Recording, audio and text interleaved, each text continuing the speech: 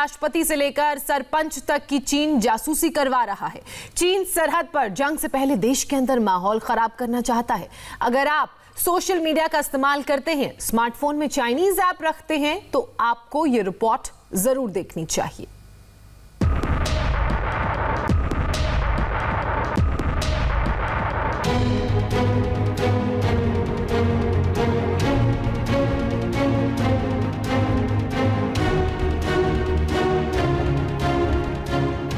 LAC पर युद्ध कभी भी शुरू हो सकता है, लेकिन चीन ने एक जंग पहले ही शुरू कर दी है, जो एलएसी पर नहीं बल्कि देश के अंदर राष्ट्रपति भवन से लेकर गांव के सरपंच तक लड़ी जा रही है। इस लड़ाई को हाइब्रिड वॉर कहते हैं। चीन भारत में 1350 लोगों की जासूसी कर रहा है,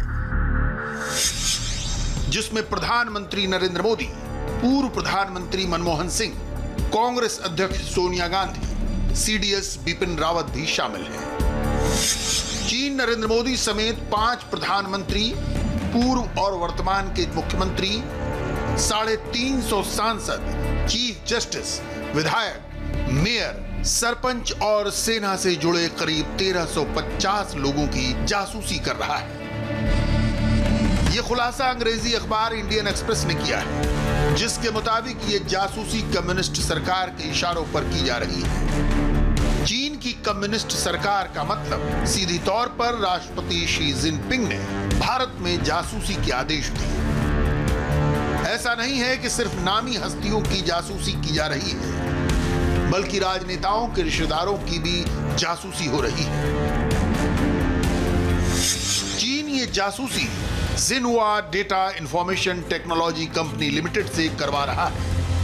इस कंपनी से डेटा कम्युनिस्ट सरकार और चाइनीज आर्मी को जाता है। चीन ने जासूसी के लिए अप्रैल 2018 में इस कंपनी को शुरू किया। इस कंपनी में 50 लोग काम करते हैं। सभी लोग चीन से ऑपरेट करते हैं। इसके 20 ओवरसीज डेटा प्रोसेसिंग सेंटर हैं, जो 5 अरब न्यूज और सोशल मीडिया इनपुट को मॉनिटर करते हैं। अब समझिए ये जासूसी कैसे की जाती है। कई बार आप किसी ऐप से घूमने की जगह सर्च करते हैं, फ्लाइट के दाम देखते हैं या फिर कुछ खरीदने के लिए किसी ऐप में देखते हैं। उसके बाद वही चीज आपके फेसबुक, सोशल मीडिया के अलग अलग प्लेटफॉर्म में हाईलाइट होने लगती है। बिल्कुल इसी तरह आपके मोबाइल में जो चाइनीज ऐप है, वो आपकी बातें सुनते हैं, आपके मैसेज को पढ़ते हैं। आपने इंटरनेट में क्या सर्च किया, उसकी डिटेल जानकारी भी इन ऐप को होती है। ये जासूसी हाइब्रिड वॉर का हिस्सा है।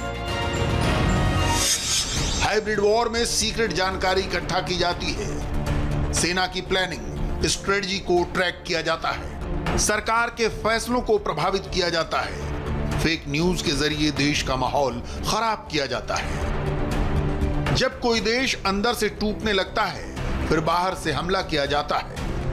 कई बार सरकार में अपने मोहरे बिठा दिए जाते हैं, तो कई बार कमजोर नेतृत्व होने पर दुश्मन सेना हमला कर देती है। इसका उदाहरण दुनिया के कई देश हैं, जहां पर अभी भी गृह युद्ध चल रहा है। साल 1999 की शुरुआत में चाइनीज आर्मी ने हाइब्रिड वॉरफेयर के लिए असीमित युद्ध कौशल नाम से रणनीति बनाई, जिसके तहत दूसरे देशों की सेनाओं, नेताओं, अर्थव्यवस्था और तकनीक की दुनिया में दखल देना था। इस नए युद्ध के मास्टरमाइंड चीन के कर्नल कियाओ लियांग और कर्नल वांग थे। हाइब्रिड वॉरफेयर के तहत चीन अपने दुश्मन देश को अंदर से खोखला कर देना चाहता है, ताकि वो उसके खिलाफ खड़े ना हो सके। ऐसी जासूसी से चीन कई नेताओं को ब्लैकमेल भी करता रहा है। जासूसी का ये खेल दिल्ली तक सीमित नहीं है, बल्कि इस लिस्ट में महाराष्ट्र के मुख्यमंत्री उद्धव ठाकरे, पश्चिम बंगाल की सीएम ममता बनर्जी, झारखंड के मुख्यमंत्री हेमंत सोरेन, ओडिशा के सीएम नवीन पटनायक और दिल्ली के डिप्टी सीएम मनीष सिसोदिया तक शामिल हैं। चीन में किसी भी शहर में सबसे बड़ा पद मेयर का होता है, जो सीधे कम्युनिस्ट सरकार के संपर्क में रहता है। उनको बताता है शहरियों की सोच क्या है। इसी तरह चीन भारत के सरपंचों से लेकर बड़े शहरों के मेयर तक की जासूसी कर रहा है।